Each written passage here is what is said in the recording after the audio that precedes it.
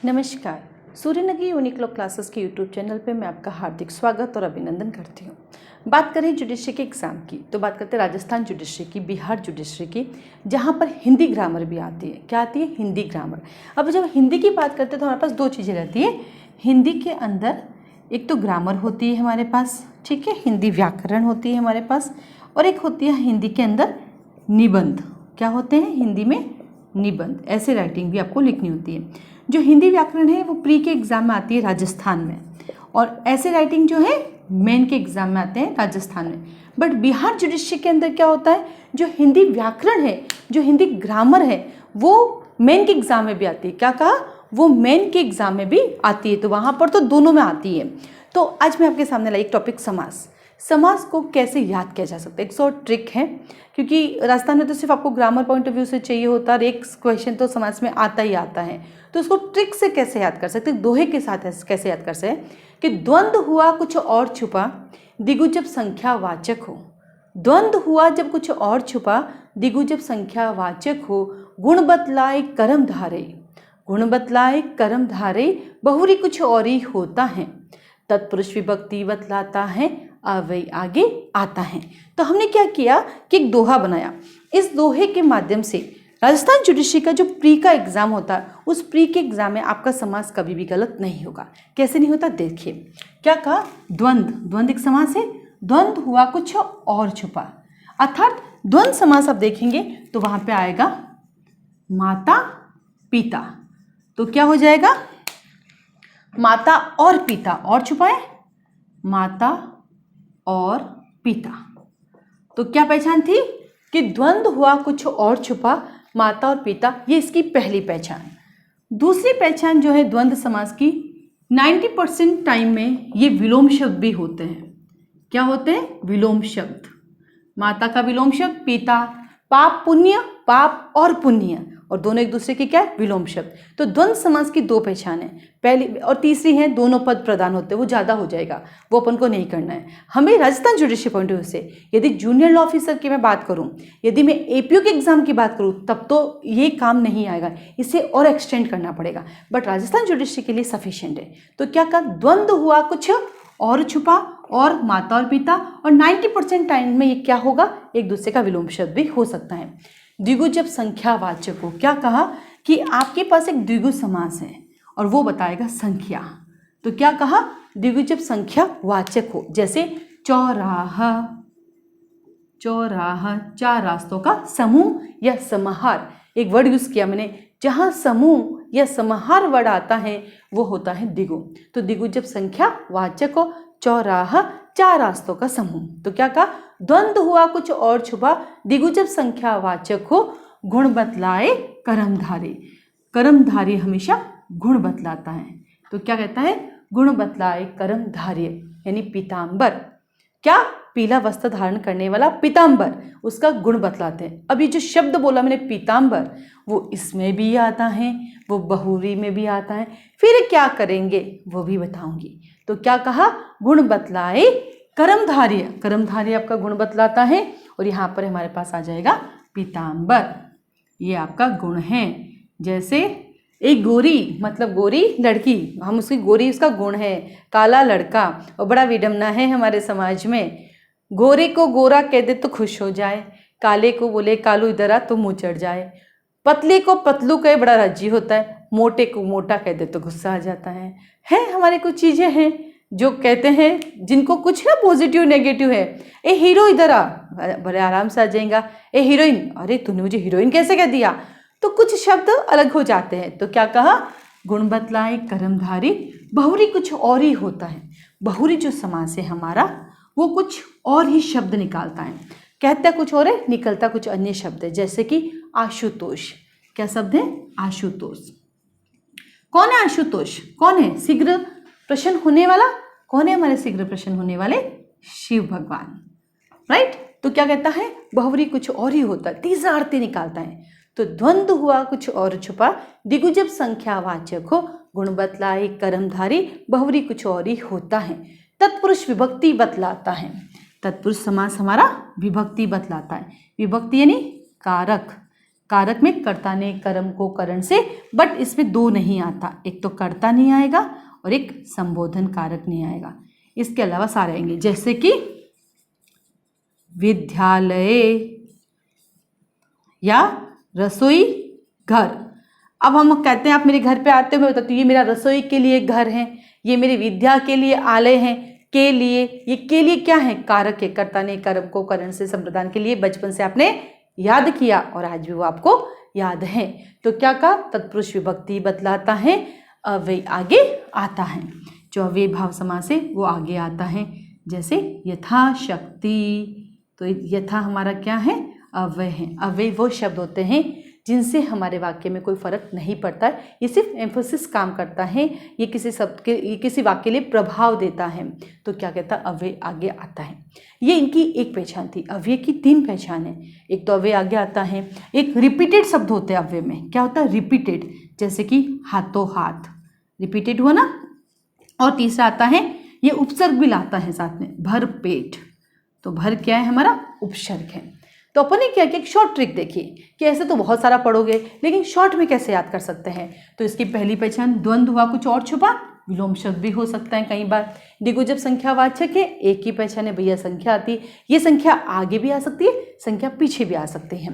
गुण बतलाए कर्मधारी, सीधा ही हो गए, गुण बतलाए कर्मधारी, बहुरी कुछ और ही होता है, नया अर्थ निकालता है। देन आता है तत्पुरुष विभक्ति बतलाता है, सारी विभक्ति यहाँ पे आ जाएगी जो भी हमारे पास आता है। और देन जैसे हवन सामग्री, हवन के लिए सामग्री, रामचरितमानस, रामचरितमानस कहता है, राम के क्या बोलते हैं, कृत जो होता है, चरितमानस कृत के लिए हो जाता है। फिर आता अव्यय आगे आता है, जैसे कि यथाशक्ति, अव्यय है यथा, आगे आया। यहाँ पर दूसरी पहचान, रिपीटेड शब्द हो सकते हैं, और तीसरा था भरपेट, वो था रामचरित तुलसीकृत, तुलसी द्वारा रचित, तो वो रामचरित बोला था तुलसीकृत, तुलसी द्वारा रचित, वो भी हमारा तत्पुरुष होता है।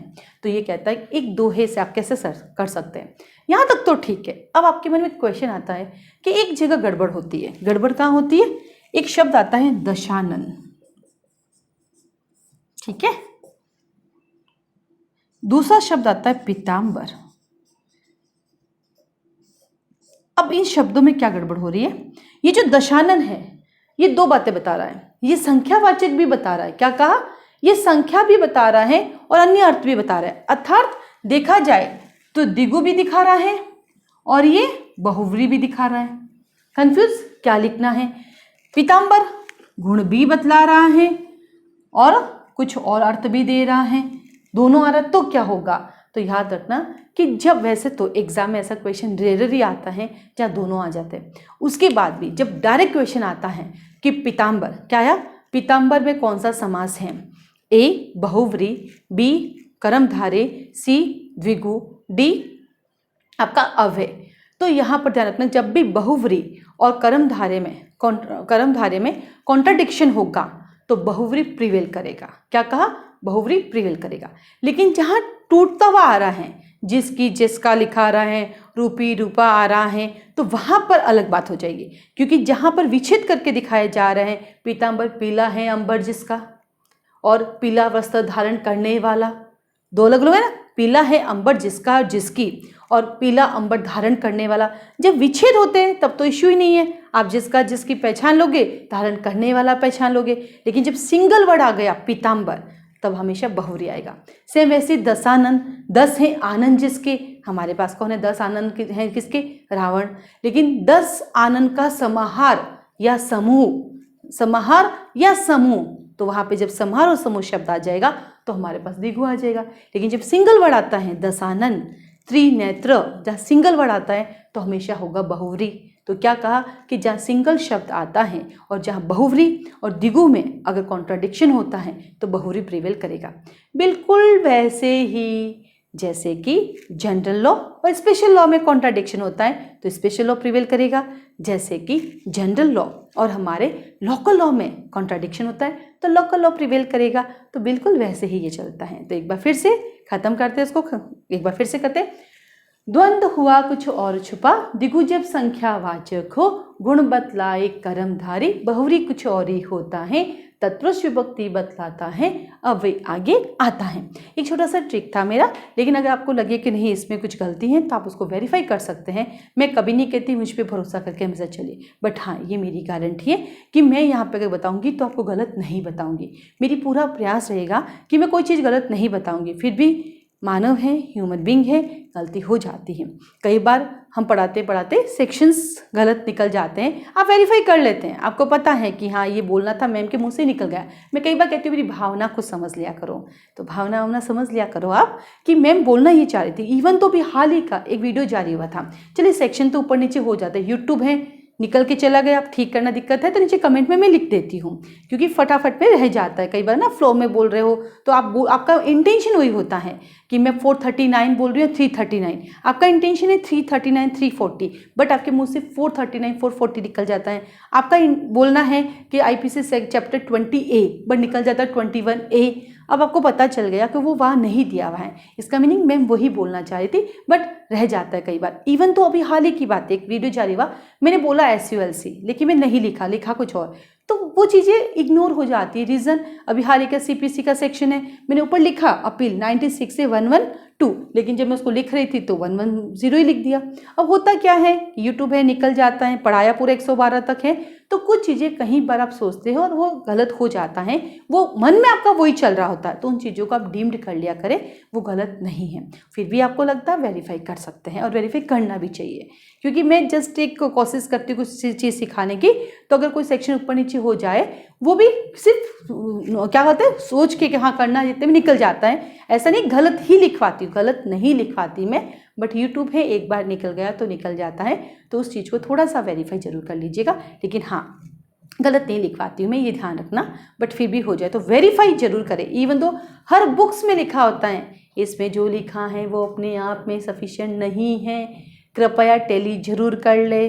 तो मैं भी कहूँगी यूट्यूब पे मैं जो पढ़ा रही हूँ, हमेशा टैली जरूर करें। छोटे मोटे ऊपर नीचे हो जाते हैं, वो करेक्शन लायक है ना। का जजमेंट में भी लिखा है क्लेरिकल और अर्थमेटिकल, अगर मिस्टेक हो जाती है तो उसको ठीक किया जा सकता है, तो अपने भी क्लेरिकल और अर्थमेटिकल ठीक कर सकते हैं। ठीक है, चलिए अधिक जानकारी के लिए क्लास ज्वाइन कर सकते हैं आप। हिंदी ग्रामर राजस्थान के लिए स्पेशली चलती है, हिंदी ग्रामर प्री एग्जाम के लिए भी चलती है, और हिंदी ऐसे राइटिंग के लिए मेन एग्जाम के लिए भी चलता है। और सबसे अच्छी बात है, इवन तो पर्यायवाची विलोम शब्द भी बोर्ड पे लिखा के कराए जाते हैं। उसका रीज़न यही है कि इंग्लिश मीडियम के बच्चों को हिंदी नहीं आती, वो बोर्ड पे मेरा लिखाने का जो ऑब्जेक्ट होता है उससे आपकी हिंदी इम्प्रूव होती है, और वो आपको ऐसे राइटिंग में काम आती है। और ऐसे राइटिंग में पूरा बोल बोल के बोर्ड पे लिखाया जाता है, जिससे आपकी आदत में आ जाए लिखने का। क्योंकि अगर मैं आपसे ये कहूँ कि आप चलो जाइए आज इस मुद्दे पर 4 टॉपिक आप तैयार करके लाइए, वो तो क्या लेना देना। जब मैं उसी 4 टॉपिक को कंपाइल करके यहाँ लिखाती हूँ, बार बार हाथ से लिख दो, तो चीज़ें आपको याद होनी स्टार्ट हो जाती है। ठीक है, तो अधिक जानकारी के लिए क्लास ज्वाइन कर सकते हैं। आज के लिए धन्यवाद।